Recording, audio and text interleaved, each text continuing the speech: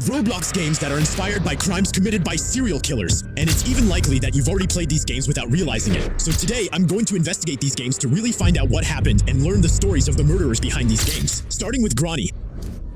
The story is pretty crazy, so you probably know the game. You're locked in the house of an old grandmother who's trying everything she can to kill you, and you have 5 days to escape. Well, what if I told you that the grandmother in Granny was inspired by a real person? And this person's name is Tamara Samsonova, and this grandma, she has a nickname, the Granny Ripper. First of all, this grandma was born in 1947, and yet she worked in a prestigious hotel in St. Petersburg. So you might wonder, why did she do that? For years, her neighbors described her as a quiet, unremarkable grandmother. But in July 2015, guys, surveillance cameras filmed her carrying heavy bags in the street. The police quickly discovered that they contained the remains of a 79-year-old woman, Valentina Ulanova. Is that how we end up when we don't make it out of Granny? Do we make it to day 5 or die before? We'll see about that later. Tamara admits to killing this woman after drugging her with medication. While searching her home, the police also found a diary written in Russian, in English, and in German. And apparently in these diaries, guys, she had written about the murder of 14 people that she had committed herself. They even say that her own husband disappeared in 2000. Of course, instead of sending her to a regular prison, as you can imagine, she's in a psychiatric hospital. Who knows, right? We saw that her husband was dead, right? She turned him. Okay, so let me see if it's like in real life. First, we can see that we're in an old house. Something's wrong. Here we can see, I guess, the husband. Then I slap her. Maybe that's just nonsense. I don't think her husband was even born at that time either. Whoa. She's coming. I see you. She's coming. How do I lift it? No, I mean, how do I open my door? My door is locked. I hear. Okay, she's moving away a bit. Let's go. Okay, so the goal is normally to escape with the car. However, we saw what happened to the people who didn't escape, and I just want to show you something. If we go into this room, we should find a bookshelf. She's there. And do you think then that these are those diaries written in several languages? I know that in the original game, which is not in the Roblox version, there are books you can open. Madre mia. And there you go, so apparently she's inviting. But they want me to... What? That's how he does it. No, she's here. She's very real, guys. It's very real. No. And now she's taking us out into the street in a bag? Anyway, I'm good. Well, it's time to talk about our next serial killer, Jeffrey Dahmer. You probably know him from the Netflix series. Luckily for us, the games that featured Jeffrey Dahmer were banned, huh? But apparently someone recreated his apartment in the game. So his apartment, he brought absolutely all his victims there, by the way. Kind of like Granny, huh? Except that he ate them. Is that supposed to be Jeffrey Dahmer? You know what, in this video, he brings the mess back to his place. So just like in, really. Anyway, the game isn't available anymore. There really was a game where you had his apartment. It's a good thing it was deleted, honestly. So here's what the apartment looked like. Apparently someone recreated it on Steam. I can't find the image on Roblox anymore for obvious reasons. Someone just recreated Jeffrey Dahmer's apartment in Roblox. Jeffrey Dahmer was a serial killer between 1978 and 1991. He killed many people, leaving their remains in his apartment. There were many complaints about the foul smell coming from apartment 213. Dahmer made excuses for that. He simply said it was his freezer breaking down. In reality, it was because he was hiding many of the missing people in his home. Well, guys, the game was really intense, that's for sure. By the way, for those who want to know, here's the actor from the series. He even said in an interview that it was the toughest role of his entire career. Well, luckily he doesn't look like him. Even outside of the role, I think it would have been complicated for him. Can we move on to the next game? Jack the Ripper Killer won by Captain Sammy G. Guys, the game is unavailable, okay? It's insane. I think you know who Jack the Ripper is. He's literally one of the most famous serial killers of all time. What's worse with Jack the Ripper, guys, is that it's just like the game. That means there's no trace of him, guys. He was never discovered. Well, of course, there are games that are based on this serial killer. For example, Before the Dawn. We'll check it out later. And yeah, by the way, the lights turn red because it's getting crazier every time. Jack the Ripper was much scarier than you. He was. Oh, yes. And he was so terrifying that he made entire cities afraid to sleep at night. But how is that possible? The first reason is that all these murders happened in the same area. Each body was found within walking distance of the others, all killed in a small area. Sorry. Within a mile, and yet he was never seen. But it gets even more disturbing. He stalked his victims between midnight and 4 a.m., which made him almost invisible, attacking deliberately. Well, yeah, that's what I was going to say. He's invisible then, guys. There. In dark or dimly lit places and only acted for a few It was in minutes, 1800, leaving guys. before There anyone wasn't could much see light. him. When the bodies were discovered, it wasn't just stab wounds. Some were left unrecognizable, disemboweled, or found with missing organs, cut out almost surgically. But it doesn't stop there.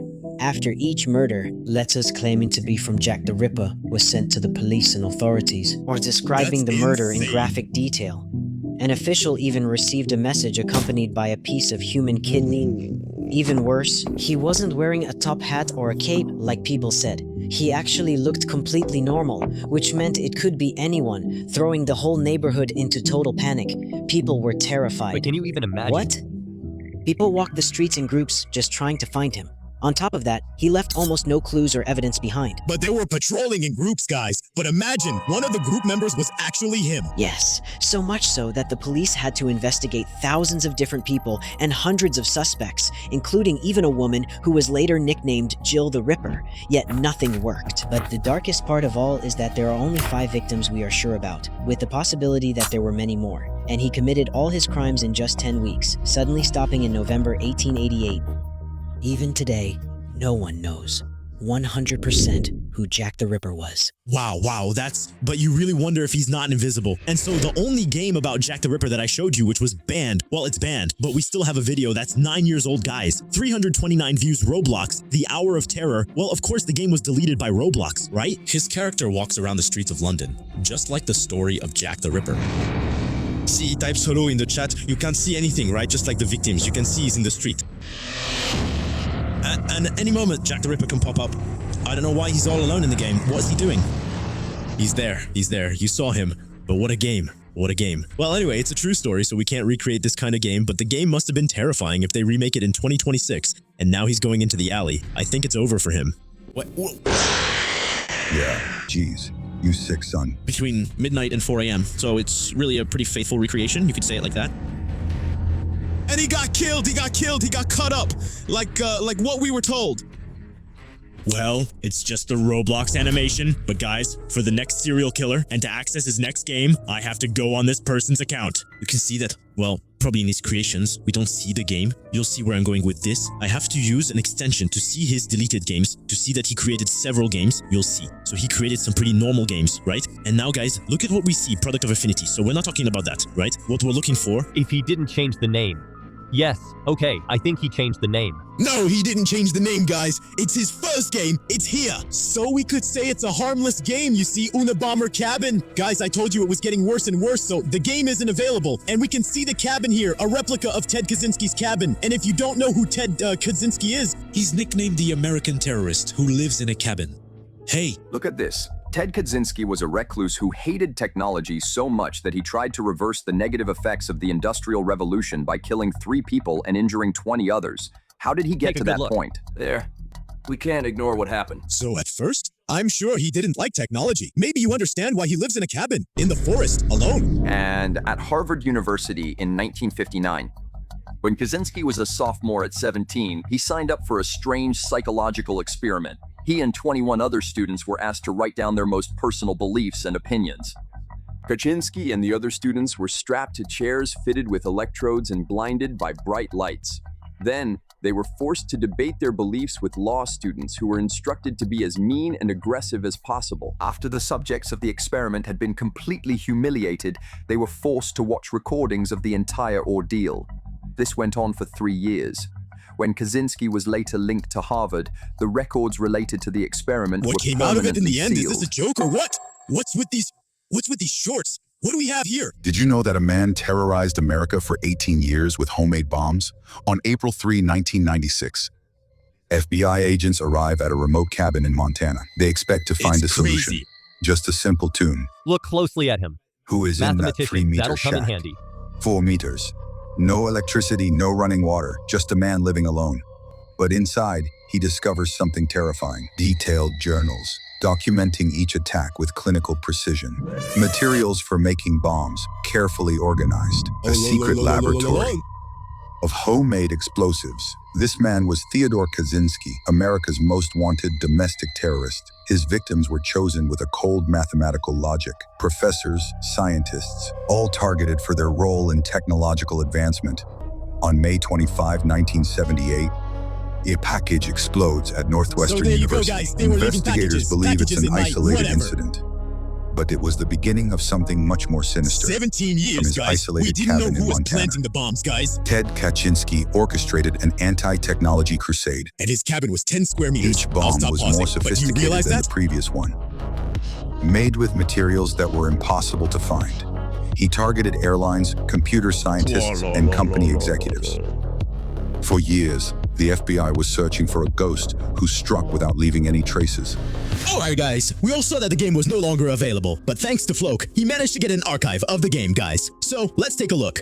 Crimes. Oh, jeez. Okay, so apparently there's his cabin, but guys, it was really tiny, but it's really well recreated, I think, man. Like we saw earlier, we saw that he was making some games, really. Anyway, there are so many details, guys. He put a bomb in a cardboard box. Seriously, he lived in there. So As you can see with the image we see there in real life, it's really similar. Since there was no electricity, no water, I don't even know how he found the materials to make his bombs without the internet. But, well, there were still some that managed to explode, unfortunately, but others didn't. Well, I suggest you brace yourselves for the next one. It's the worst. You probably know Pennywise, right? The clown from It. Well, apparently, guys, there's a serial killer behind that clown. I told you it was getting worse and worse. It's getting worse and worse. And well, to find the game that's associated with this story, I had to once again track down the person who created the game. Here's yet another person who seems really very welcoming, very friendly. Right, with their favorite games there. We're gonna go into Hidden Experience once again to find the experience called Serial Killers. You're in a series that's banned. This experience is no longer available. Well, great. But once again, credit to Floche, I don't know how he gets all this. Thanks to him. Right, we can see that this game is actually filled with serial killers, and that's kind of the whole theme of the game. John Wayne, let's be honest. and as soon as you get close to the hospital, guys, you'll see. We'll see his story later, this guy's story. So Pennywise, who exists in real life, not exactly in the same form, but you'll see. We run into John Wayne Gacy, guys, near the hospital. Remember this information, so take a good look at him. There you go. So he welcomes you in a hospital room with balloons, you'll see. There's blood on the floor. Look, here he is, guys. This is not a joke. So here he is on the left in the costume, and here he is on the right. Listen carefully. Some of these victims had stayed in the basement for so long that their bones had stiffened. It took 2 whole years to reconstruct the skeletons. Some of these 33 victims. 33 victims, look. No, but guys, most of them are children, guys. Right there. It breaks my heart to think that some of their loved ones might believe they ran away or disappeared voluntarily. Like many serial killers, he suffered a head injury. At the age of 11, he was under a swing and got hit on the head. This caused a blood clot that wasn't discovered until he was 16. During those 5 years, he suffered from blackouts that disappeared once the blood clot was treated. His mother's underwear kept disappearing, and she discovered that her young son John was stealing them and burying them under the house. This behavior stopped for a while, but at the age of 15 he started stealing the neighborhood girls' underwear from their clotheslines to bury them under the house as well. Considering where most of his victims were found, it's extremely chilling. He might not have acted alone. In a 1992 interview, he claimed to have had an accomplice. Normally, I would say it's just a desperate attempt to try to clear himself. One of his surviving victims, who played a key role in his conviction, was named Jeff, and he lived to tell his how he ended story. up becoming a clown. He was trapped in John Wayne Gacy's house and suffered unspeakable abuse there. For some unknown reason, he was abandoned in Lincoln Park. He said that when he was drifting in and out of consciousness, it sometimes seemed like he could hear someone else in John Wayne Gacy's house. He told psychologists that during some of the murders, someone else was present to help, but this was largely considered a symptom of schizophrenia. So let's see how he turned into a clown. So we saw that he fell off his swing and had mental problems after that. Look at them. Is John Wayne Gacy worse than Jeffrey Dahmer? So we just saw Honestly, Jeffrey Dahmer how can we earlier. even compare these two serial killers? Together, they killed 50 men. And no, John didn't eat his victims like Jeffrey did. But he dressed up as a clown to lure them to their deaths and forever destroyed the world's perception of clowns. No, that's intense. The So it record comes for the from him. highest number of homicides committed by a single individual in the history of the United States with 33 murders. Jeffrey killed 17. Towards the end of his life, Jeffrey seemed to find God and wanted to become a better person, while Gacy, well, he left telling the people who came to witness his execution to go to hell, showing no sign of improvement. So you can You really could say see that John he had Wayne a mental Gacy was problem. worse. He even organized elaborate block parties where he dressed up as Pogo the Clown, his alter ego. There you go, guys. How does he dress up as a clown? That's what I was getting at. Yes, he dressed up as Pogo the Clown, his alter ego, just to entertain children. However, behind all that, he was a brutal serial killer and a criminal. So it's because of him that we actually have a fear of killer clowns. There are even people who have analyzed his behavior, well, his facial expressions, to show that he was actually insane. Fortunately, all those games are banned now. If you search for that, you won't find anything in the search bar anymore. Fortunately for us.